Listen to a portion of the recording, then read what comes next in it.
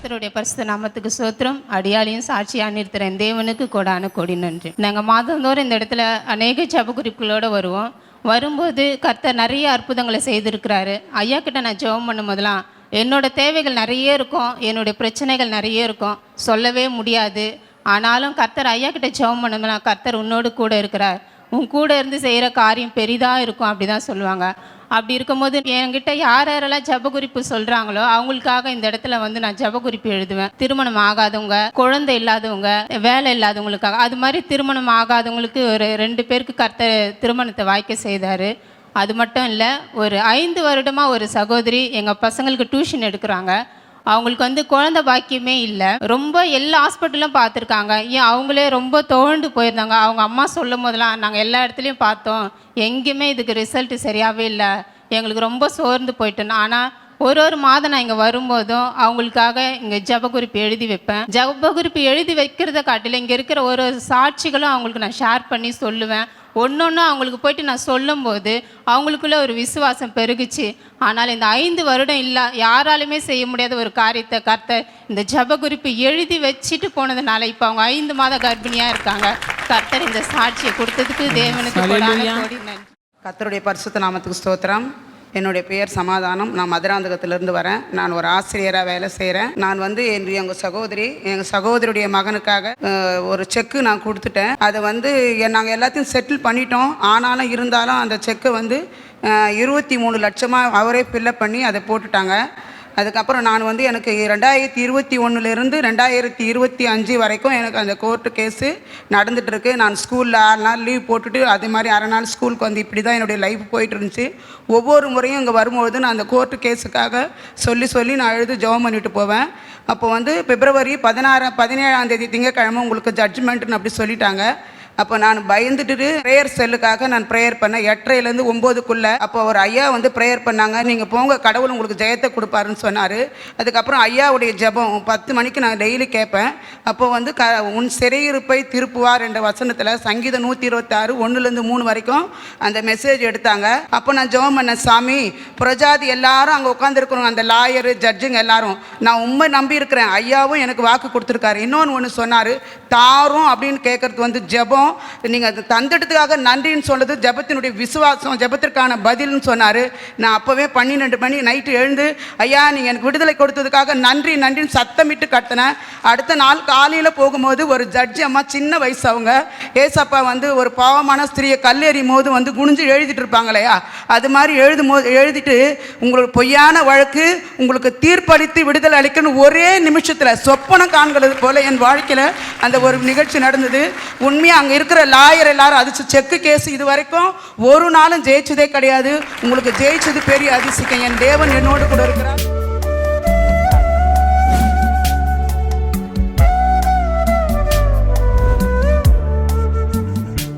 கிறிஸ்துவுக்குள் மிகவும் பிரியமான எனதருமை சகோதர சகோதரிகளே, நம்மை சிருஷ்டித்தவரும் நம்மை உண்டாக்கினவரும் நம்மை ஒருபோதும் மறந்து போகாதவருமாகிய இயேசு கிறிஸ்துவின் வினையேற்ற நாமத்தினாலே உங்கள் எல்லாரையும் வாழ்த்தி ஆசீர்வதிக்கிறேன். அல்லேலூயா.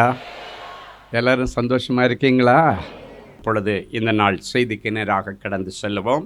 இந்த நாள் செய்தி உங்கள் வாழ்க்கையிலே ஒரு தீர்க்க தரிசன செய்தியாக வரப்போகிறது. எடுத்து வாசிப்போம். யாத்திராகமத்தின் புஸ்தகம் 34ஆம் அதிகாரம் 10வது வசனம் இப்படியாய் சொல்லுகிறது. எடுத்து வாசிப்போமா? அதற்கு அவர், இதோ நான் ஒரு உடன்படிக்கை பண்ணுகிறேன், பூமி எங்கும் எந்த ஜாதிகளிடத்திலும் செய்யப்படாத அதிசயங்களை என் ஜனங்கள் எல்லோருக்கும் முன்பாகவும் செய்வேன். உன்னோடு கூட இருக்கிற ஜனங்கள் எல்லாரும் கர்த்தருடைய செய்கையை காண்பார்கள். உன்னோடு கூட இருந்து நான் செய்யும் காரியம் பயங்கரமாயிருக்கும். சரி, இப்படிப்பட்ட அதிசயங்களை நீங்கள் பார்க்கணுன்னா என்ன செய்யணும்? ஒரு 3 காரியத்தை நான் சுருக்கமாய் சொல்லி உங்களை ஆசீர்வதிக்க விரும்புகிறேன். முதலாவது, துதிக்கிற இடத்துல ஆண்டவர் இறங்கி வந்து அதிசயங்களை செய்வார். நீ துதிச்சிட்டே இருந்தீன்னா ஆண்டவருக்கு பிடிக்கும். ஆண்டவர் உன் கூடவே இருப்பார். உன் கூட இருந்து உனக்கும் அதிசயம் செய்வார், உன்னை சுற்றி இருக்கிற ஜனங்களுக்கும் அதிசயம் செய்வார். சங்கீதம் 139:14 சொல்லுகிறது, நான் பிரமிக்கத்தக்க அதிசயமாய் உண்டாக்கப்பட்டபடியால் உம்மை துதிப்பேன், உமது கிரியைகள் அதிசயமானவைகள், அது என் ஆத்துமாவுக்கு நன்றாய் தெரியும். எவ்வளவோ மனுஷன் படைத்த படைப்புகளை நீங்கள் பார்க்குறீங்க. ஆனால் மனுஷனாகிய நீங்கள் தான் இருக்கிறதுலே பிரமிக்கத்தக்க படைப்பு. ஏன்னா இந்த படைப்புகள் எல்லாம், நீங்கள் மனுஷன் உண்டு பண்ணுகிற படைப்புகள் எல்லாம் ஆண்டவர் உண்டு பண்ணின மனுஷன் என்கிற படைப்பிலிருந்து வரக்கூடியவை. அப்போ அந்த படைப்புகள் முக்கியம் அல்ல, அந்த படைப்புகளை கண்டுபிடிக்கிற மனுஷன் முக்கியம். அதை விட அந்த மனுஷனை உண்டாக்கின கர்த்தர் முக்கியம். தாவீது சொல்லுகிறான், ஆண்டவரே என்னை பிரமிக்கத்தக்க அதிசய படைப்பாய் உண்டாக்கினபடியினால் உம்மை நான் துதிப்பேன், உம்முடைய கிரியைகள் ஒவ்வொன்றும் அதிசயம் என்று சொல்லுகிறான். கற்ப பையே உள்ளுக்குள்ளால மூடிதான் இருக்கும், ஒரே ஒரு சின்ன டியூப் தான் இருக்கும். அது வழியாக எப்படி ஆக்சிஜன், அந்த தாய் உறிஞ்சுகிற ஆக்சிஜன் எப்படி அந்த பிள்ளைக்கு போகுது, அந்த பிள்ளைக்கு இந்த தாய் சாப்பிடுகிற ஆகாரத்தில் உள்ள எல்லா சத்துக்களை எப்படி ஸ்ப்ரெட் ஆகுது, தாய் ஏதாவது வித்தியாசமாக சாப்பிட்டா அந்த பிள்ளைக்கு உள்ளுக்குள்ளே இருக்கும் பொழுது எப்படி கோளாறு வருகிறது, இது எல்லாமே பார்த்திங்கன்னா யோசித்து பார்த்தா எத்தனையோ கிலோமீட்டர் இருக்குமா நம்முடைய நரம்பு மண்டலம். யோசித்து பார்க்க முடியுதா? இவ்வளோதான் நம்ம இருக்கிறோம். இதுக்குள்ளே எவ்வளவோ கிலோமீட்டர் தூரத்துக்கு நரம்புகள் இருக்கிறதா. என் அன்பு தேவனுடைய பிள்ளைகளை, நீங்கள் சாப்பிடுகிற ஆகாரத்தை உள்ளே இருக்கிற அந்த ஒவ்வொரு உறுப்புகளும் அந்த பணியை சரியாக செய்து, இது இந்த விட்டாமின், இது இதுக்கு, இது இந்த இதுக்கு அப்படின்னு சொல்லிட்டு பிரித்து அழகாக பண்ணி கழிவை வெளியேற்றி, இதெல்லாம் ஆட்டோமேட்டிக்காக அந்த பிள்ளை கருவில் உருவான நேரத்திலேருந்து, இந்த உலகத்தில் பிறந்த நேரத்திலேருந்து ஆட்டோமேட்டிக்காக நடந்துகிட்ருக்கு. இதுதான் கர்த்தருடைய அதிசயமான படைப்பு. அவன் சொல்கிறான், என்னை பிரமிக்கத்தக்க அதிசய படைப்பாய் உண்டாக்கினபடினால் உம்மை துதிப்பேன். அப்போ துதி இருந்ததுன்னா அந்த அதிசயங்கள் இன்னும் அதிகமாய் பெருகும். துதிச்சு தான் ஒன்றும் இல்லாமல் இருந்த தாவீது, ஆடு மேய்ச்சிட்டு இருந்தவன் பெரிய அரசனானான். அவனுடைய வாழ்க்கையிலே அதிசயத்தின் முக்கியமான பின்னணி என்னன்னா அவனுடைய துதி தான். அவன் அவன் வீட்டுக்கு வீட்டில் ஒருத்தர் ராஜாவாக்க போகிறேன்னு ஆண்டவர் சொல்லிட்டார். அப்போ யாருக்கு இந்த ராஜ பதவி அவங்க வீட்டில்னு பார்க்கும்போது அவனுடைய சகோதரர்கள் எல்லாரையும் கூப்பிட்டுட்டு அவங்க அப்பா நிறுத்துறாரு. ஆனால் இவனை மட்டும் கூப்பிடலை. ஏன்னா ஏற்கனவே அவனுடைய சகோதரர்கள் அரசாங்கத்தில் தான் வேலை செய்கிற கவர்மெண்ட் எம்ப்ளாயீஸ். தாவீதினுடைய உடன் பிறந்த சகோதரர்கள் எல்லாம் மிலிட்ரியில் இருக்கிறாங்க. சவுல் ராஜாவுடைய அந்த பட்டாளத்தில் மிலிட்ரியில் இருக்காங்க. அப்படின்னு அவங்க எல்லாம் நம்ம பாஷையில் சொன்னால் ஆல்ரெடி கவர்மெண்ட் எம்ப்ளாயீஸ். இவன் மட்டும்தான் ஆடுகளை மேய்க்கிற ஒரு தொழிலை செய்கிறான். அப்போது இப்படி ஒரு சான்ஸ் வந்தால் என்ன பண்ணணும் ஒரு அப்பா? பரவாயில்ல, இவனு ஆல்ரெடி எல்லாம் கவர்மெண்ட் எம்ப்ளாயீஸ் செட்டில் ஆகிட்டானுங்க, ஒருத்தன் மட்டும் கரவல் ஆடுகளை மேய்ச்சிட்ருக்கானேன்னு சொல்லி அவனை தான் கூப்பிட்டு வரணும். ஆனால் அவங்க அப்பா கூப்பிட்டு வரல. மற்றவங்களை எல்லாரையும் கொண்டு நிறுத்தினான். ஆண்டவர் எல்லாரையும் ரிஜெக்ட் பண்ணார். கடைசியாக தான் வேறு வழி இல்லாமல் தாவீதை கொண்டு வந்தாங்க. தாவீதை ஆண்டவர் செலக்ட் பண்ணார். காரணம், அவன் ஆடு மேய்ச்சிட்டு இருந்த அரசன் ஆனதுடைய அதிசயம் நடந்ததனுடைய ஒரே காரியம், அவன் ஆண்டவரை துதிச்சுக்கிட்டே இருந்தான். அவன் ஒரு நாள் கூட எங்கள் ஆண்டவர் எங்கள் அண்ணமாருக்கெல்லாம் அரசாங்க வேலை கொடுத்துருக்காரு, என்ன மட்டும் ஏன் இப்படி வச்சுருக்க, ஒரு நாள் அவன் புலம்பலை. ஆடு மேய்க்கிற நேரத்துலையும் அவன் ஆண்டவரை துதிச்சிட்டு இருந்தான். அவன் கழுத்தில் எப்பொழுதும் கிண்ணறம் இருக்கும், அதை எடுத்து வாசிச்சுட்டே இருப்பான். வாசி ஆண்டவரை துதிச்சுட்டே இருப்பான். துதிச்சு ஆண்டவரை மயக்கின ஒரு சாதாரண மனுஷன் அரசனானா அது தாவீது. இன்னைக்கு நீ சாதாரண நிலைமையில் இருக்கிறியா? உங்களுக்கு முன்னால் தாவீதை கர்த்தர் கொண்டு வந்து நிறுத்துறார் சாம்பிளா. நீ துதிச்சியன்னா, துதி எடுத்தா சாத்தான் ஓடுவான். நீ துதி எடுத்தாச்சுன்னா பிசாசு ஓட, உனக்கு விரோதமாக இருக்கிற பில்லிசூனிய கட்டுகள், மாந்திரிக கட்டுகள் எல்லாவற்றையும் கர்த்தர் ஓட பண்ணி விடுவார். ஆண்டவர் அங்கு நிற்பார். ஆண்டவர் பார்ப்பார், இவன் என்ன துதிச்சிட்டே இருக்கிறானே, இவனுக்கு ஏதாவது செய்யணும். ஆண்டவர் துதிக்கிறவங்கள ரொம்ப பிடிக்கும். தாவீது ஒரு நாள் ஆண்டவர்கிட்ட கேட்குறேன், ஆண்டவர் நான் என்ன செய்தால் உங்களுக்கு பிடிக்கும்? நீங்கள் யாராவது ஜெபிச்சிருக்கிறீங்களா? நான் என்ன பண்ணால் உங்களுக்கு பிடிக்கும்? ஜெபன்னா அது வேணாம் ஆண்டவரே, இது வேணாம் ஆண்டவரே, கார் வேணும், பங்களா வேணும், தோப்பு வேணும், துறவு வேணும், எல்லாம் கேட்போம். ஆனால் நான் என்ன செய்தால் உங்களுக்கு பிடிக்கும்? இதுதான் தாவீது. எத்தனை பேர் கேட்டிருக்கு, ஆண்டவர் நான் என்ன செய்தால் உங்களுக்கு பிடிக்கும்? அவன் கேட்டான் ஜெபத்தில், அதுதான் கேட்டான், நான் உங்களுக்கு பிடிச்சது ஏதாவது செய்யணும்னு நினைக்கிறேன்.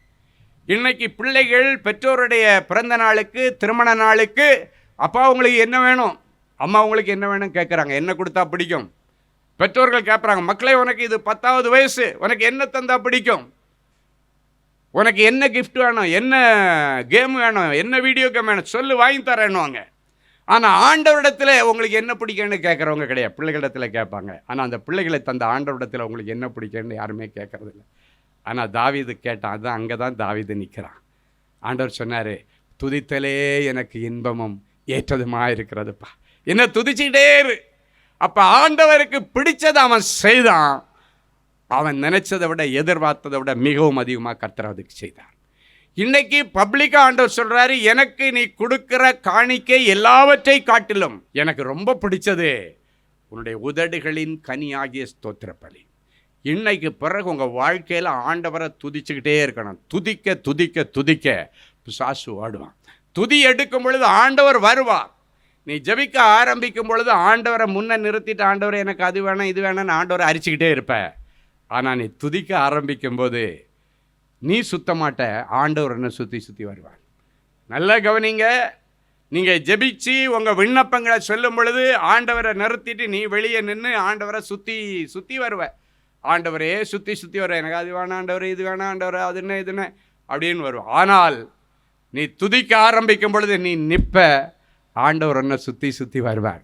இன்னும் கொஞ்சம் நேரம் கூட என் பிள்ளை துதிக்க மாட்டான். நான் பரவாயில்ல, என்ன அழகாக சொல்லி சொல்லி துதிக்கிறான், சின்ன காரியத்தை கூட சொல்லி சொல்லி துதிக்கிறானே, தாழ்மையிலே என்னை நினைத்தவரை துதிப்பேன்னு சொல்கிறான் தாவீது. என் அன்பு தேவனுடைய பிள்ளைகளை, என்னை பிரமிக்கத்தக்க அதிசயமான படைப்பாய் உண்டாக்கினபடியினால் உம்மை துதிப்பேன் என்று சொல்லுகிறார். நம்முடைய கிரியைகள் ஒவ்வொன்றும் அதிசயம், ஆண்டவருடைய படைப்புகள் ஒவ்வொன்றும் அதிசயம். அவர் உனக்கு செய்கிற நன்மைகள் எல்லாமே அதிசயம்தான். அது எல்லாருடைய கண்களுக்கு ஆச்சரியமாக இருக்கும். இன்னைக்கு ஆண்டவர் சொல்கிறாரு, அந்த துதியை மட்டும் நீ எடுத்தீன்னா நீ பெரிய ராஜாவாக முடியும். அல்லேலூயா. ஏன்னா ஆண்டவர் யாருக்கும் கடனாளியாக இருக்க மாட்டார். நீ துதிச்சிட்டியன்னா ஆண்டவர் உனக்கு கடமைப்பட்டுறாருன்னு அர்த்தம். ஆண்டவர் அதை திருப்பி கொடுக்கணும். அது சாதாரணமாக கொடுக்க மாட்டார். நீ கொடுத்ததை அப்படியே கொடுக்கிறவர் தெய்வம் அல்ல. நீ நினைக்கிறத விட எதிர்பார்க்கிறத விட மிகவும் அதிகமாய் செய்கிறவர். வேதம் சொல்லுகிறத அவர் அமுக்கி குறுக்கி சாட்சி மடியில் போடுவார். ஒரு முறை ஒரு சகோதரன் பயங்கர கடனில் மாட்டிக்கிட்டு என்னை பார்க்க வந்தார். ரியல் எஸ்டேட் வியாபாரி அவர். ஒரு காலத்தில் சாதாரண ஒரு புரோக்கராக இருந்த ஒரு டீ கடை தான் அவருக்கு ஆஃபீஸ். யாராவது வீடு வாடகைக்கு வேணும், இல்லைன்னா சொந்த வீடு வாங்கினேன்னா அவரை விசிட் பண்ண எங்கே போவாங்கன்னா ஒரு டீ கடை. அந்த டீ கடைக்கு முன்னால் ஒரு சின்ன ஸ்டூல் போட்டு வச்சுருப்பார். அதிலே தான் உட்கார்ந்துருப்பார். அவருடைய டீ கடை இல்லை, அவருடைய நண்பருடைய டீ கடை. அவருக்கு ஆஃபீஸ் அட்ரஸ் எதுன்னா டீ கடைக்கு பக்கத்தில் இருக்கிற ஒரு சின்ன ஸ்டூல், அவ்வளோதான். டீ கடை தான் அட்ரஸ் அவருக்கு. எல்லாரும் அவங்கள தான் தேடி வருவாங்க. அப்படி இருக்கிற நேரத்தில் அவன் கொஞ்சம் கொஞ்சமாக ஆண்டவரை மகிமைப்படுத்தி நல்ல சாதாரணமாக இருந்த அந்த ஆளை ஆண்டவர் நல்ல வளர்த்து நல்ல ஆளாக்கி பிஸ்னஸில் நல்ல உயர்வுகளை கொடுத்து, அதன் பிறகு முதல்ல புரோக்கரேஜ் பண்ண, அப்புறம் ப்ராப்பர்ட்டிஸில் இன்வெஸ்ட் பண்ண ஆரம்பித்தான். அயல் நாடுகளில் இருக்கிற நிறைய பேர் இவனை நம்பி இன்வெஸ்ட் பண்ணி இவனே வாடகை வாங்கி அவங்க அக்கௌண்ட்டில் போட்டு இப்படி ஒரு நம்பிக்கைக்குரிய ஒரு பாத்திரமாக இருந்தான். ஆனால் ஒரு நாள் வந்தது, எல்லாம் உடைஞ்சு போய் பென்ஸ் கார் ஏலத்துக்கு இது சீஸ் பண்ண வர்றாங்க. வீடு ஏலத்துக்கு வந்துச்சு. பயங்கர பிரச்சனை. ஒன்றும் இல்லாமல் இருந்தேன். ஓஹோன்னு ஆண்டவர் கொண்டு வந்தார். கடைசியாக அவள் எல்லாம் இடிஞ்சு போய் இருக்கும்போது என்ன யாரோ அவங்க ஃப்ரெண்டு சொல்லி பார்க்க வரும்போது, யாரோ எனக்கு மந்திரவாதம் பண்ணிட்டாங்க, உங்கள்கிட்ட வந்து நீங்கள் ஜெபம் பண்ணி அதெல்லாம் கிளியர் பண்ணி என்னை ரிலீஸ் பண்ணி விடுவீங்கன்னு சொன்னாங்க. அதுக்காக தான் வந்திருக்கேன். எங்கள் சொந்தக்காரன் மந்திரவாதம் பண்ணானா இல்லை எங்க கூட அந்த காலத்தில் தெரு புரோக்கராக இருந்தவன் மந்திரவாதம் பண்ணானான்னு தெரியாது. நான் வந்து ரொம்ப முன்னேறினதுக்கப்புறம் எல்லாவனுக்கும் என் பேரில் தான் எவனோ கண் வச்சுட்டான், எவனோ மந்திரவாதம் பண்ணிட்டான். நான் இந்த மனுஷன் சொல்கிறத பார்த்துட்டு உண்மையிலே இவனுக்கு யாரோ மந்திரவாதம் தான் பண்ணியிருப்பாங்களோன்னு நினச்சேன். அப்படியாப்பா, சரி பரவாயில்ல, அது எதுவாக இருந்தாலும் என்ன ஜெபம் பண்ணால் சரியாயிடும். முட்டி போட்டு ஜெபிக்க ஆரம்பித்தா ஜெபமே வரலை, வார்த்தையே வரல. ஆண்டவர்கிட்ட கேட்டால், என்ன ஆண்டவரே? ஆண்டவர் சொன்னார், யான் தான் இவனை ராஜாவாக்கினேனோன்னு என்னுடைய இருதயம் மிகவும் விசனப்பட்டு இருக்கு, இவனுக்காக ஜெபிக்காதேன்னு சொல்கிறார். எப்படி ஜெபம் வர யோசித்து பாருங்க. அப்படியே முட்டி போட்டு நிற்கிறாரு, வார்த்தை வருது. எப்படி ஆண்டவர் சாமுவேல் தீர்க்கதரிசிட்ட ஏன் தான் சவுலை ராஜாவாக்கிறேனோன்னு என்னுடைய இருதயம் விசனப்படுகிறதுன்னு சொன்ன மாதிரி ஆண்டவருடைய புலம்பல். அவன் அப்படியே இன்னும் கதறிட்டு நிற்கிறான். நான் சொன்னேன், சரி ஆண்டவரே, எல்லாம் சரிதான், ஆனாலும் என்னை ஊழியத்துக்கு கூப்பிடும்போது ஆண்டவர் எனக்கு ஒரு வார்த்தை கொடுத்தார். யோபு உபத்திரவத்தின் உச்சக்கட்டத்தில் இருக்கும்போது ஆண்டவரிடத்தில் ஜெபிக்கிற ஜெபத்தில் ஒன்று என்னென்ன, ஆண்டவரே, என்ன மாதிரி உபத்திரவத்தின் உச்சக்கட்டத்தில் இருக்கிறவனுக்கு ஜெபிக்கிறதற்கு வார்த்தையே வராது, அப்படிப்பட்டவர்களுக்காக கர்த்தரிடத்தில் வழக்காடுகிற ஒரு மனுஷன் இருந்தால் நலமாயிருக்கும். இந்த வார்த்தையை சொல்லி, உங்ககிட்ட வர்றவங்க யாராக இருந்தாலும் நீ என்னிடத்திலே வழக்காடி அழுதோ புலம்பியோ அவங்களுக்கு வாங்கி கொடுக்கணும். இது உன்னுடைய அழைப்பு. இந்த அழைப்பை சொல்லி சொன்ன, ஆண்டவரே இந்த வார்த்தையின்படி என்னை கூப்பிட்டீங்க, இப்போ என்கிட்ட அழுதுட்டு வந்திருக்கிறான், இவனுக்கு நீங்கள் இரக்கம் செய்தே ஆகணும், யோபனுடைய விஷயத்தில் அந்த வசனத்தை வச்சு நீங்கள் சொன்னீங்களே அப்படின்னு ஆண்டவர்கிட்ட சொல்லும் பொழுது ஆண்டவர் சொல்கிறார், அது யோபுவை மாதிரி உண்மையும் முத்தமாக இருக்கிறோன்னு இவனுக்கு இல்லைன்ட்டார். இப்போ அடுத்து ஜெபிக்கிறதுக்கு என்ன வார்த்தை எனக்கு ஒன்றுமே ஓட மாட்டேங்குது. ஆனாலும் அதை விடலை. சில நேரங்களில் நமக்கே ஆண்டவர் செக் வைப்பார். ஊழியம் செய்கிற பிள்ளைகளை பார்த்து ஆண்டவர் சொல்கிறார், நம்மளையும் சேர்த்து செக் பண்ணார். நானே விட்டுறேன்னு சொன்னாச்சு, உனக்கு என்னப்பா பரவாயில்லைன்னு சொல்லி ஏதோ பூசி மூழ்கி அனுப்பிடுவோமான்னு சொல்லி அனுப்புகிறோமான்னு நமக்கும் செக் வைப்பார். நான் விடலை. அடுத்த ஆண்டவர்கிட்ட கேட்டேன், நீங்கள் சொல்கிறதெல்லாம் சரிதான் ஆண்டவர், இதெல்லாம் ஜெபத்தில் நடக்குது. அவன் நின்று கேட்டுட்டு இருக்கிறான். இப்படிப்பட்ட ஆவிக்குரிய அனுபவங்கள் வாழ்க்கையில் வரணும். அதுக்காக தான் இந்த காரியங்களை ஆண்டவர் சொல்கிறார். அப்புறம் நான் சொன்னேன், சரி ஆண்டவரே, இஸ்ரவேல் ஜனங்கள் உங்களுக்கு விரோதமாக உங்களுக்கு மிகவும் எரிச்சல் மூட்டுகிற அந்த பொன் கன்றுக்குட்டியை செய்து வழிபட்டாங்க, நீங்கள் அவங்கள அழிக்கணும்னு நினைக்கும்போது அவங்களுக்காக இல்லைனாலும் மோசேக்காக நீங்கள் மோசே கெஞ்சி ஜெபித்ததன் நிமித்தம் அந்த இஸ்ரவேல் ஜனங்களை அழிக்காமல் மறுபடியும் அவளை கானானுக்கு வழி திறந்து விட்டீங்களா ஆண்டவரே. மோசைக்கு ஒரு நியாயம், எனக்கு ஒரு நியாயம் இல்லை. இவன் தப்பு பண்ணியிருக்கலாம், என்ன வேணுமோ பண்ணியிருக்கலாம் ஆண்டவரே. அதெல்லாம் தாண்டி மோசையை போல நான் நம்முடைய சமூகத்திலே கெஞ்சி நிற்கிறேன். இவனுக்கு இன்னும் ஒரே ஒரு சான்ஸ் கொடுங்க ஆண்டவரே, ஒரே ஒரு வாய்ப்பு கொடுங்க ஆண்டவரே. என் பிள்ளை நீ அந்த காரியம்லாம் செய்ய மாட்டான் அப்படின்னு ஆண்டவரிடத்தில் கேட்கும் பொழுது ஆண்டவர் சொன்னார், இனியும் அதிக கேடானது வராதபடி பாவம் செய்யாது. அடுத்து சொன்ன காரியம் என்னென்னா, நடராத்திரி இவன் குடிச்சிட்டு வந்து அவனுடைய மனைவியை அடிக்கும்போது பிள்ளைங்க எல்லாம் வந்து அவங்க அப்பாவுடைய முகத்தை கண்ணை பார்க்க முடியாது, அப்படி செபந்து போய் அப்படி சீறிட்டு நிற்குமா. பிள்ளைங்க எல்லாம் அலறிட்டு போய் அப்படி ரூமில் போய் ஒதுங்குது. அவனுடைய மனைவி இன்னைக்கு என்ன நடக்க போகுதோன்னு இருக்கிறா. அவர்களுடைய இந்த அழுகை பரலோகத்திற்கு நேராய் வருகிறது. இது இருக்கக்கூடாதுன்னு ஆண்டவர் சொன்னார். இதெல்லாம் கேட்டோன்னா அவனுக்கு கை காலெல்லாம் ஆடி போச்சு.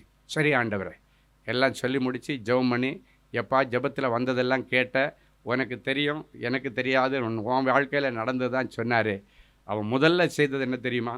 சென்னையில் இருக்கிறதுலே பிரசித்தி பெற்ற ஒரு கிளப், அதில் மெம்பர் சேரணுன்னா 5 லட்சம் 10 லட்சம் கொடுக்கணும்.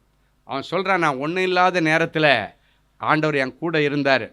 ஆனால் என்னைக்கு இந்த அவன் அப்படி ஹிஸ்ட்ரியை அலசி பார்க்குறான் இந்த ஜெபத்துக்கு பிறகு, என்னைக்கு இந்த அடி வந்துச்சுன்னா, என்னைக்கு ஹை சொசைட்டி என்கிற பேரில் போய் இவன் குடிப்பழக்கத்திற்கு அடிமையாகி குடித்து விரைச்சி அங்கேயே சீட்டாடிட்டு வந்து மனைவி பிள்ளைகளை போட்டு அடிக்க ஆரம்பித்தான். அண்ணிலிருந்து அவனுடைய வாழ்க்கையில் அடி மேலே அடி. அவன் கண்டுபிடிச்சிட்டான். அந்த ப்ரேயருக்கு பிறகு எங்கே தப்பு நடந்துச்சுன்றதை ஆண்டவர் அவனுக்கு உணர்த்திட்டார். முதல்ல பாக்கெட்டில் பர்ஸில் இருந்து எடுத்து நேரம் எடுத்து 4 கட் பண்ணி குப்பை தொட்டியில் போடுங்கண்ணா. எனக்கு கிளப்பும் வேண்டாம், அந்த உயர் மட்டத்தில் இருந்து என்னுடைய வாழ்க்கையை அழித்த மனுஷர்களுடைய ஆலோசனை வேண்டாம், ஆண்டவரே வேணும்னு போனான். OMR ரோட்டில் ஒரு பெரிய ஐடி கம்பெனிக்கு ஒரே டீல் பண்ணி கொடுத்தாரு. ஒட்டுமொத்த கடனை அடைஞ்சிருச்சு. அல்லேலூயா. ஒரே ஒரு டீலிங்கில் ஒரு பெரிய இடத்த வாங்கி கொடுத்தாரு. நேர்மையான ஒரு வருமானம், எல்லா கடன்களையும் அடைச்சார். இன்றைக்கி ஆண்டவருக்கு முன்பாக உண்மை முத்தமாய் ஓடிக்கொண்டிருக்கிறார்.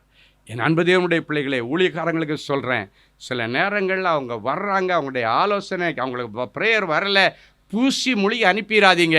ஆனால் அப்படிப்பட்ட பிள்ளைகளுக்காக தான் நாங்கள் இன்னும் வைராக்கியமாக ஜெபிக்கணும். வசனத்துள்ள வார்த்தையை பிடிச்சி நான் ஜெபம் பண்ண, ஆண்டவரே மோசைக்கு செய்தீங்க, மோசைக்காக அந்த ஜனங்களை செய்தீங்க, எனக்காக செய்யுங்க.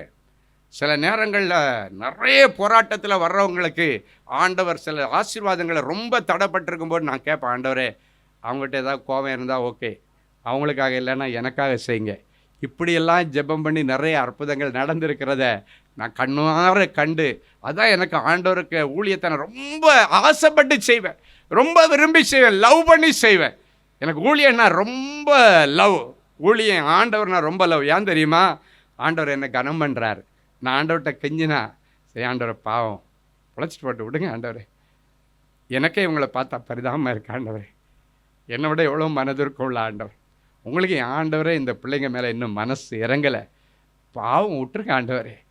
என் அன்பு தேவனுடைய பிள்ளைகளை ஆண்டவர்கிட்ட நீங்கள் நெருங்கி பழகி பாருங்கள், நெருங்கி ஜீவிச்சு பாருங்கள், முகமுகமாக அவரிடத்தில் பேச முடியும், முகமுகமாக காரியங்களை செய்ய முடியும். அவங்களுக்காக இல்லைனாலும் உங்களுக்காக அந்த இடங்களில் அதிசயங்களை நடத்த பண்ணுவேன். ஸோ நீங்கள் எழும்பின உடனே காலையில் நல்ல ஆண்டவரை துதிக்கிற பழக்கம் வேணும், நல்லா ஸ்தோத்திரம் பண்ணணும். வீட்டில் காலையில் எழும்பி கொஞ்ச நேரம் பெட்லேருந்து எழும்பி உட்கார்ந்தோடனே நீ பல்லு வழக்கேற்றி ஆண்டவருடைய துதிக்கான்னு பார்க்க மாட்டேன், உன் மனசுலேருந்து துதி வருதா, அப்படியே கொஞ்ச நேரம் துதிச்சிட்டு நல்ல ஆவிக்குரிய துதி பாடல்கள் அதிகமாக நீங்கள் போட்டு அப்படி கேட்டுகிட்டே உங்கள் வீட்டு காரியத்தில் ஒழுங்கு பண்ணி பாருங்கள். வீட்டில் ஒரு பெரிய பீஸ் இருக்கிறத நீங்கள் பார்ப்பீங்க. சமாதானத்தின் தேவன், அந்த ஸ்தோத்திர பலிகளை அங்கீகரிக்கிற ஆண்டவர் அங்கே இருக்கிறத நீங்கள் பார்ப்பீங்க. என் அன்பு தேவனுடைய பிள்ளைகளே, நல்ல தேவ செய்தியை கேட்டீர்கள், அருமையான சாட்சிகளையும் பார்த்தீர்கள். எல்லாருடைய இருதயத்தில் ஒரு கேள்வி, எனக்கு என்னைக்கு பிரதர் இப்படி ஒரு அற்புதம் நடக்கும், ஏன் அது ஆண்டவர் என்னைக்கு செய்யலாம் இல்லை? விசுவாசத்தோடு அப்படியே முழங்கால்களை தாழ்த்துங்கள், கண்களை மூடி நாம் தேவ சமூகத்தை நோக்கி பார்ப்போம். அன்பான ஆண்டவரே, உமக்கு நன்றி. நீர் நல்லவர், பெரியவர், பெரிய காரியங்களை செய்கிறோம். ஒரு சின்ன காரியம் கூட என்னுடைய வாழ்க்கையில் நடக்கலேன்னு அழுது கொண்டிருக்கிற பிள்ளைகளுக்கு பெரிய காரியங்களை செய்ய ஆண்டவர் இன்றைக்கு இந்த நிமிஷத்தில் என் பிள்ளைகளுடைய இருதயமாகிய சிங்காசனத்தில் எழுந்தருள்வீராக. என் பிள்ளைகள் இன்றைக்கு உம்மை சுமந்து கொண்டு முழந்தாள் படியிட்டு ஜெபித்து எழும்பும் பொழுது பிள்ளைகளுக்கான நல்ல காரியங்களுக்கான தேவதூதர்கள் வருவார்களாக, பணிவிடை நாவிகள் வருவார்களாக, எலியேசர்கள் வருவார்களாக, கேப்ரியல் தூதியன் வருவானாக. நற்செய்திகள் வரட்டும். இன்றைக்கு இந்த ஜெபம் முடித்து அவர்கள் எழும்பி கண்களை ஏறெடுத்து பார்க்கும் பொழுது, அவங்க மெயிலை ஓப்பன் பண்ணி பார்க்கும் பொழுது, மொபைலை ஓப்பன் பண்ணி பார்க்கும் பொழுது, நீண்ட நாட்கள் இவர்கள் எதிர்பார்த்து கொண்டிருந்த நற்செய்திகளின் பிள்ளைகளுக்கு வரட்டும் சாமி. நீங்கள் எதிர்பார்த்து கொண்டிருக்கிற நல்ல காரியங்களை உங்களுக்கு கொடுக்க உங்கள் மேல் நினைவாய் வந்திருக்கிறேன். அவைகள் தீமைக்கு ஏதுவாய் அல்ல, நன்மைக்கு ஏதுவாகவே நடக்கும். நன்மைக்கு ஏதுவான நற்செய்திகளும் வரும் என்று கர்த்தர் சொல்லி பிள்ளைகளை ஆசீர்வதிக்கிறதற்காய் ஸ்தோத்திரம். எனக்கு எப்பொழுது மாறுதல் உண்டாகும் என்று யோபு காத்து கொண்டிருந்தது போல உபத்திரவத்தின் முடிவு நாளுக்காக காத்து கொண்டிருக்கிற என் பிள்ளைகளுக்கு இனியும் கால தாமதம் இல்லாமல் என் பிள்ளைகளுடைய உபத்திரவங்களுக்கு முடிவை கொண்டு வாரும். உபத்திரவத்தின் முடிவு வரும் பொழுது யோபுவுக்கு இரட்டிப்பான நன்மையை கொடுத்த ஆண்டவர் என் பிள்ளைகளுக்கும் இரட்டிப்பான நன்மைகளை கொடுத்து இவர்களை கனம் பண்ணுவீராக. இவர்கள் தரித்திரம் மறைவதாக, கடன் பிரச்சனைகள் மறைவதாக, நிந்தைகள் மறைவதாக, அவமானங்கள் மறைவதாக, கோர்ட்டு கேஸுக்கு இன்றைக்கு ஒரு முடிவு வருவதாக. நீண்ட நாட்களாய் இருதயத்தில் ஏங்கி கொண்டிருக்கிற என் பிள்ளைகளுடைய உணர்வுகளையும் அவருடைய மன விருப்பங்களையும் நீர் அறிந்திருக்கிறீர். வேதம் சொல்கிற இந்த வார்த்தையின்படி பிள்ளைகளை ஆசீர்வதிக்கிறேன். கர்த்தருக்குள் மன மகிழ்ச்சி ஆயிரு, அவரின் இருதயத்தின் வேண்டுதல்களை எல்லாம் உனக்கு அருள் செய்வார் என்ற வார்த்தையின்படி இருதயத்தின் வேண்டுதல்களை எல்லாம் என் பிள்ளைகளுக்கு நிறைவேற்றித்தார். நிறைஞ்ச மனசில் பிள்ளைகளை ஆசீர்வதிக்கிறேன் இயேசுவின் மூலம் பிதாவே, ஆமேன், ஆமேன்.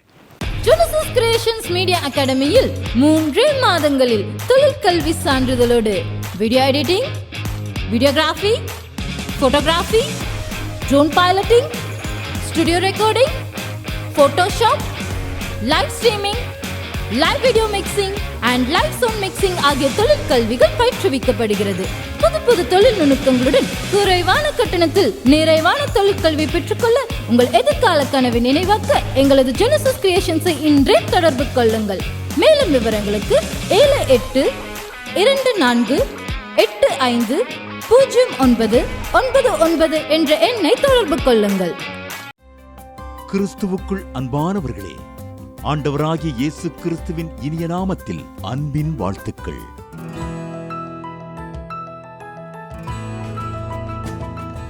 எங்களுடைய மார்வெல் திருமண தகவல் மையத்தை ஆன்லைன் சேவை மூலம் உங்களுக்கு அறிமுகப்படுத்துவதில் நாங்கள் மிகுந்த மகிழ்ச்சி அடைகிறோம்.